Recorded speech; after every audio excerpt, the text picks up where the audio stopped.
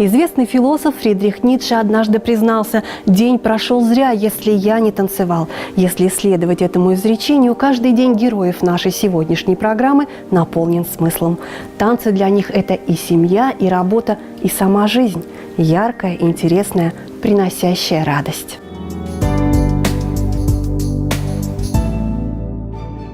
Уверена, что гости нашей сегодняшней программы в представлении не нуждаются.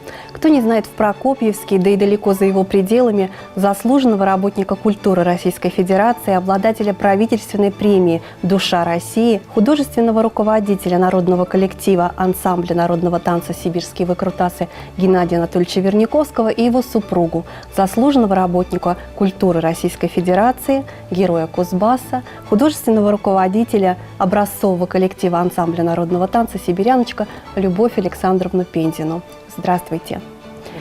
Большое спасибо, что вы нашли несколько минут и заглянули к нам на огонек. И, конечно, особенно приятно, что вы пришли сегодня всей семьей. Вместе с сыном Ярославом и снохой Анастасией. Очень приятно с вами познакомиться. Геннадий Анатольевич, Любовь Александровна, конечно, не могу не задать вопрос, почему именно танцы стали выбором вашим на всю жизнь? Ну, наверное, потому что с детских лет, вот я начала танцевать с 7 лет, меня отвели во дворец пионеров имени Гагарина. И захватило меня вообще все это. Меня очень быстро перевели в старшую группу в ДК имени Артема. То есть все получалось, да? Да, все получалось, и крутила, и дробила.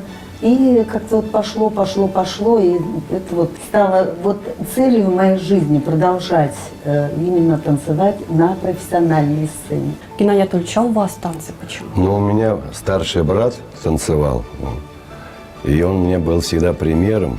И я мечтал, он танцевал в Черноморском ансамбле, мечтал я на море, чтобы попасть. И он приехал и привел меня в ДК 40 лет октября в Пензе. Я сам из Пензы. Ну и в 12 лет я начал танцевать. То есть получается, что цель-то была попасть на море, а получилось, что танцы оказались вот целью всей жизни, да? Да. Вот. И через год, взрослый коллектив, я танцевал уже номер «Полтора Ивана». Вот. Это мы вдвоем танцевали. Такой юморной номер был у нас. Вот. И первый раз оттанцевали, когда мы. Вот. Зал, просто взрыв произошел. Вот. Потом руководитель нам сделал второй финал. И, в общем, дошло до 5 финалов. Меня все это затянуло, и попал в Черноморский ансамбль. К морю я все-таки попал на море. Все-таки мечта осуществилась. Мечта, да, осуществилась. Здорово. Но вот этого сегодня вы, ваши коллективы буквально вот купаетесь в зрительской любви. Ну, наверное, не всегда так было, да? Вот, наверное, и трудности были. Как вообще все начиналось? Я имею в виду ваша преподавательская деятельность. Ну, мы, во-первых, приехали сюда, время было очень тяжелое. 93-й год. И вот мы в профтехобразовании договорились с преподавателем, нам привели ребят, привели девочек. То есть такие взросленькие уже, да? Да, взросленькие. Ну и приступили с ними работать. И где-то через год уже мы показали свою работу. Но мы приехали, во-первых, помочь на годик всего. Вот. Потому что у нас в Пензе был коллектив, хороший очень коллектив, который был и во Дворце съездов, выступал 5 лучших коллективов России. Вот, кстати, приехали на годик, остались навсегда практически, да? А вот не жалели потом, что остались в Прокопьевске? Нет. Приросли? Приросли, но дело в том, что время было сложное, и тогда дворцы закрывались, и, допустим, вот у нас один из залов, где лепнина, балерины на стенах были, там сделали просто мебельный салон. Ну, все рушилось, все вот кромсали, и поэтому, конечно, нам на это очень больно было смотреть. И когда мы приехали сюда, в Прокопьевск, просто к моим родителям в гости, и зашли, я говорю, пойдем покажу тебе, где я занималась, вот во Дворец культуры имени Артема с детских лет. Ну, зашли, и нас встретил директор Вот, и говорит: ой, ребят, вы откуда, чего и как? Ну, мы рассказали ему. Он говорит: а у нас нет хореографа, вы не хотели бы у нас поработать? Мы говорим: да нет, в принципе, ну, как бы мы вот приехали сюда к родителям, у нас там коллектив в Пензе. Вот, а когда приехали в Пензу и стали вот эти вот происходить всяческие для нас очень болезненные вопросы, вот, и мы решили, причем не я, а Геннадий Анатольевич, говорит, Хотя родина-то да, ваша, родина, да. Он говорит: слушай, поедем в Прокопьевск, поработаем. Коллектив в Пензе тоже ждал, когда вы приедете. Мы через годик. Вот, и немножечко, чуть-чуть, чтобы детей поднять. Но за год мы 12 номеров сделали. Вот, и город увидел, ну и свои предложения. Дали квартиру нам. И уже неудобно уезжать, еще поработаем, потому что, скажем, получили квартиру, уехали. Вот. Ну и так мы еще на 2 года. Вот. Потом уже 4 года прошло, мы уже звоним в Пензу к ребятам нашим. Вот, ребят, мы не приедем. Коллектив наш в Пензе дал последний концерт, вот, и тоже коллектив разошелся. Да. И сейчас вот они названивают по телефону постоянно, как праздники, поздравляют. Поддерживаете ждут, связь, да? Ждут, да, ждут. Вот Пенза потеряла, Прокопьевск приобрел, получается. А вот есть такое выражение: музыка нас связала, да? А вот вас танцы связали. Вообще, как судьбоносная встреча произошла? Кто из вас кого приметил? Сюда приехал на гастроли ансамбль песни и пляски Краснознаменного Тихоокеанского флота. И я тоже как бы проверилась, и меня взяли. Пришел вызов, и я уехала во Владивосток. Я там протанцевала 5 лет, и приехали, нам постановки делали Красноярский ансамбль «Танц Сибири». Меня пригласили, я приехала, и там через некоторое время вот мы познакомились с Геной. Обоюдная сразу была симпатия? Честно говоря, наверное, я сразу в него влюбилась, потому что когда он пришел, он очень здорово крутил турки и дупли.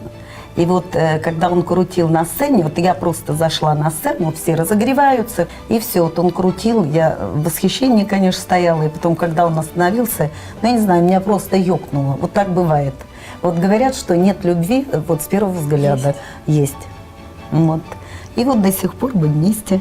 Сколько вы лет уже вместе, получается? 40 уже лет. 40 лет да. вместе. Да.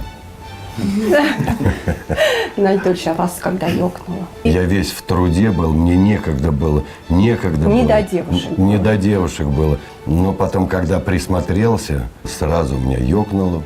Так что у нас обоюдное. Ярослав, Настя, наверное, танцы и в вашей жизни огромную роль сыграли в ваших отношениях. Вот расскажите о своей истории. Я начал танцевать, наверное, с 4 лет. Или даже с 3.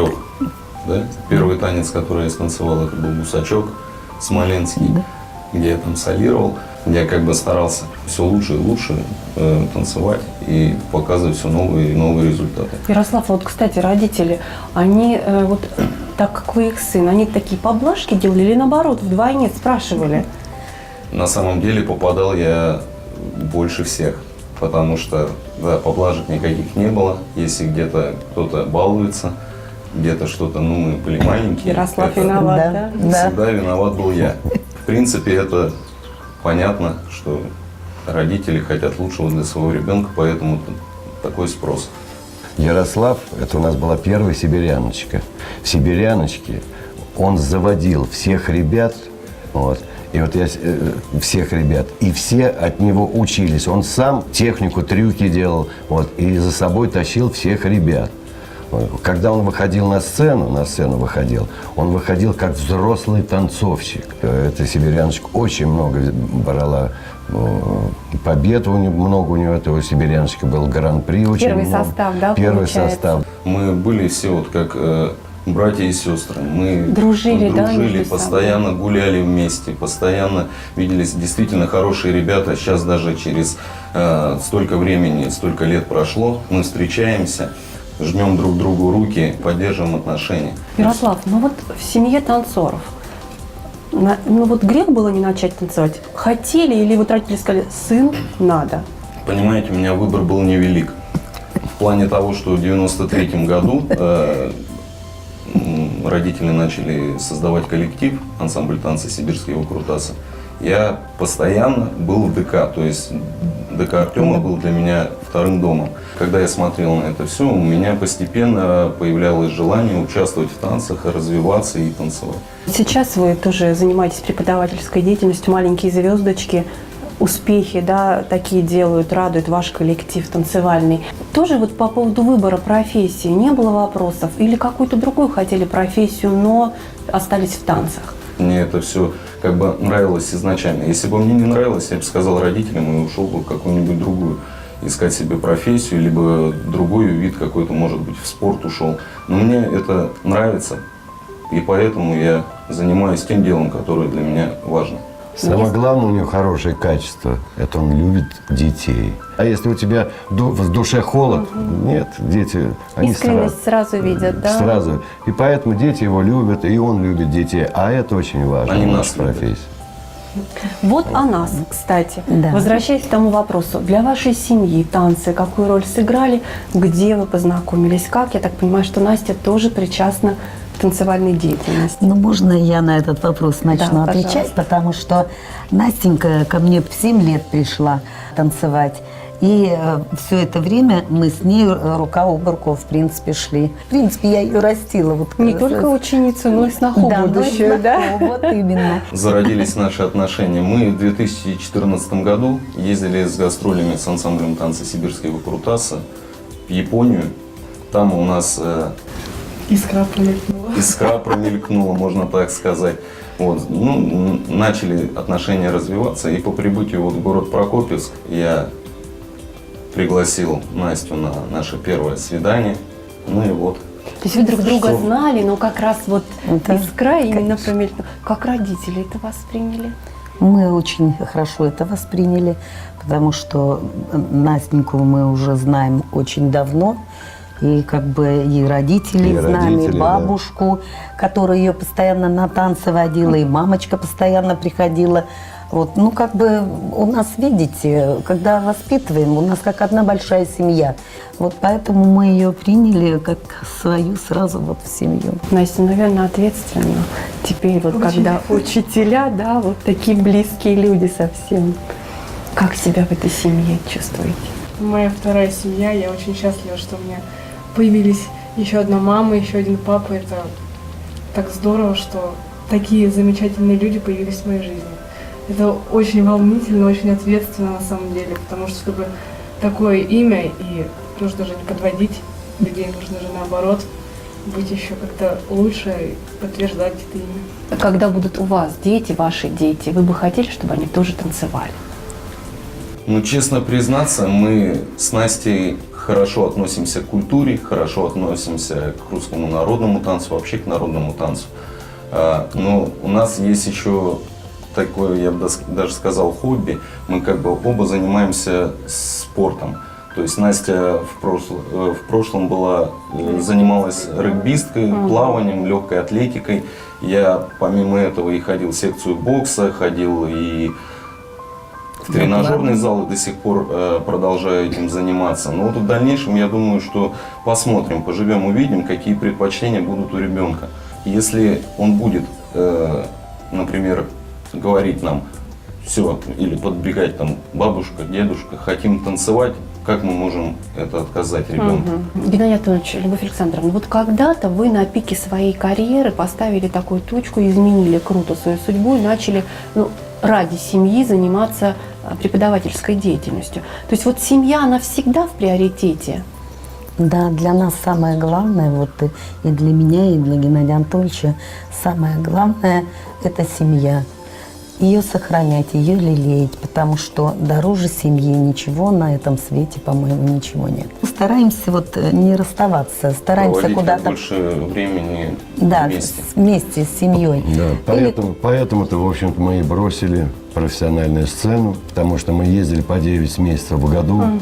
Ребенок был бы тогда бы один, а здесь мы уже, он постоянно с нами, рядышком. Но вот интересно, знаете, часто, Любовь Александровна, женщины жертвуют своей карьерой ради карьеры мужа. А здесь, получается, вы оба успешных хореографы. Вот как так смогли гармонично подойти и к семейным отношениям, и к профессиональным, чтобы состояться и Геннадию Анатольевичу, и вам? Сначала мы, конечно, начали с профтехобразования. Назывался у нас коллектив «Юность». Когда мы показали свою, значит, работу, когда мы начали ездить, и к нам просто вот начали люди идти бесконечно.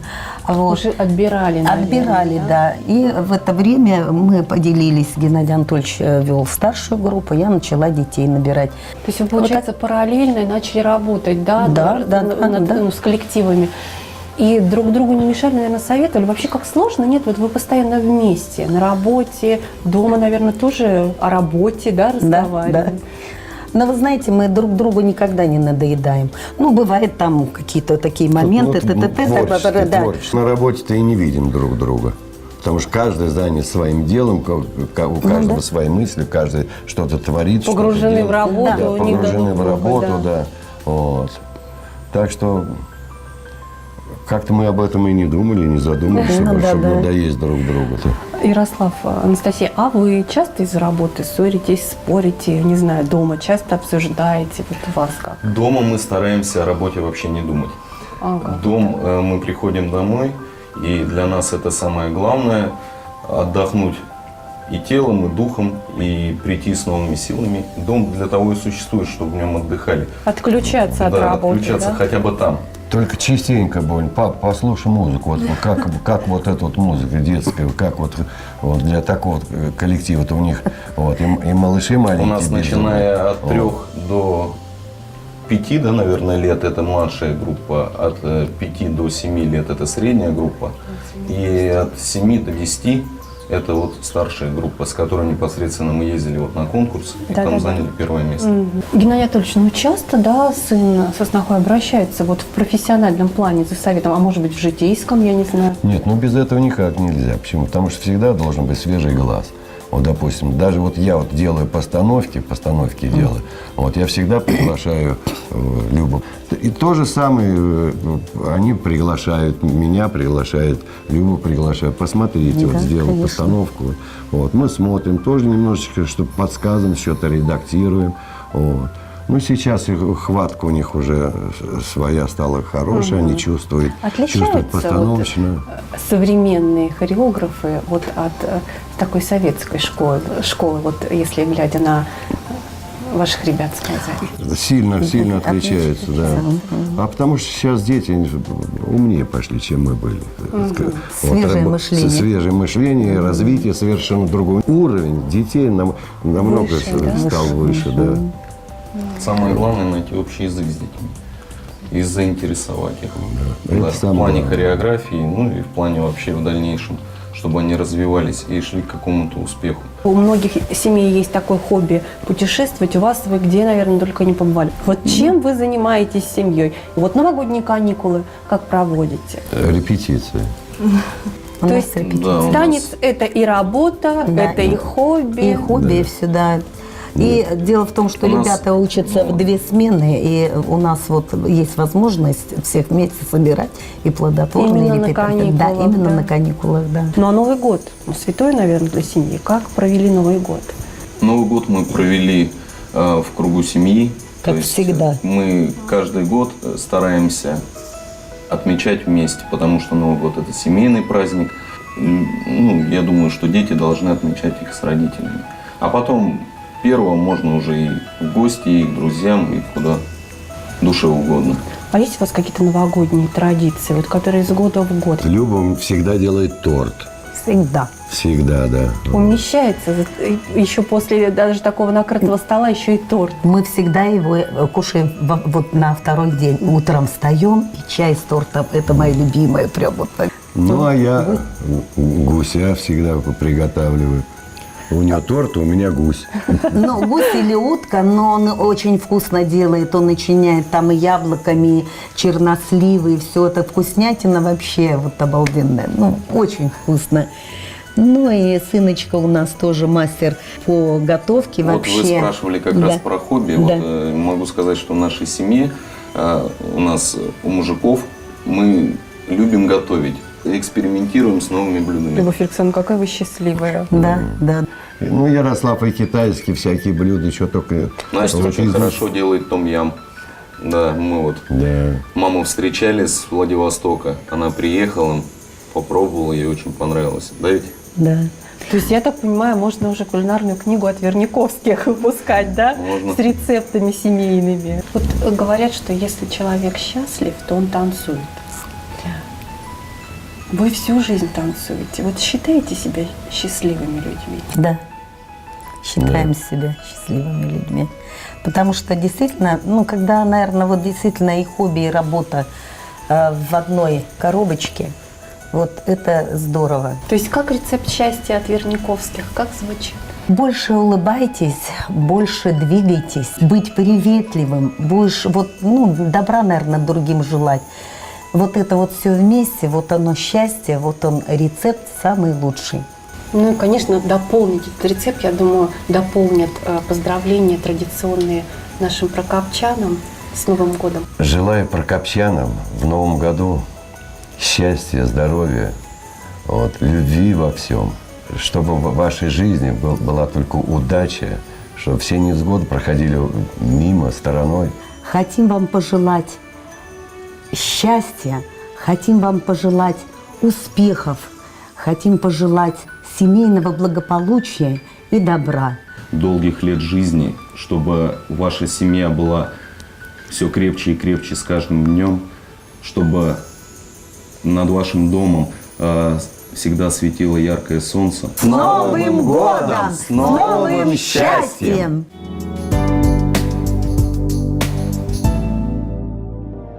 Люди танцуют, потому что танец может все изменить. Включайте музыку погромче и меняйте жизнь к лучшему. Причем делайте это не в одиночку, а всей семьей. А завтра также дружно добро пожаловать к нашему камину. Проведем еще один вечер вместе. Буду ждать вас. До встречи. Санаторий «Шахтер» поздравляет всех с Новым годом и приглашает отдохнуть с пользой для здоровья. С 9 января скидки до 20%. Спешите бронировать.